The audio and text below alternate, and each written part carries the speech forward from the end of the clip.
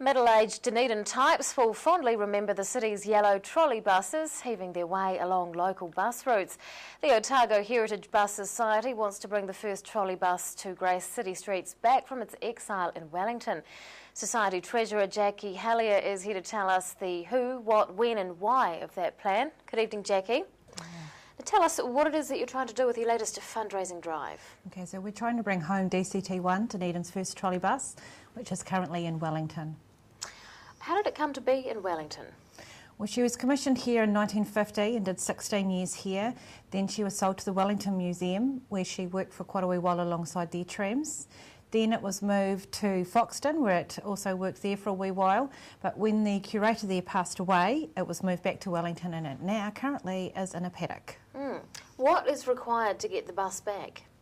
So we need to raise $6,000 so that we can have her towed to Wellington, and it will be put on a ferry and brought to Littleton. And then from Littleton she'll spend a wee bit of time at Ferrymead, and then we will bus her down to Dunedin. So $6,000 isn't a particularly large goal to get to. What are your plans for fundraising? So we have set up pledgeme.co.nz, and people can go on there and make a minimum of $10 donation there. If you get up to higher amounts, you can get a retro t-shirt that has the smiling bus, keep smiling bus logo on it from many years ago.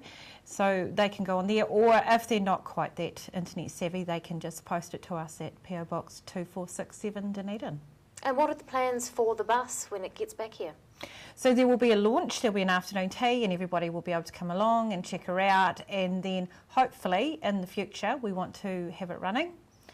And there's lots of different ideas about how that will happen, whether it's a generator behind or we have capacitors or big things like that. So hopefully it'll be running so people can have a go at doing it. How important is DCT1 in terms of the city's transport heritage? Well, she was the turn of the time. She replaced the old trams, and it was the first time that passengers could experience riding in an enclosed transport thing. So yeah, and she was really speedy in those days and state of the art.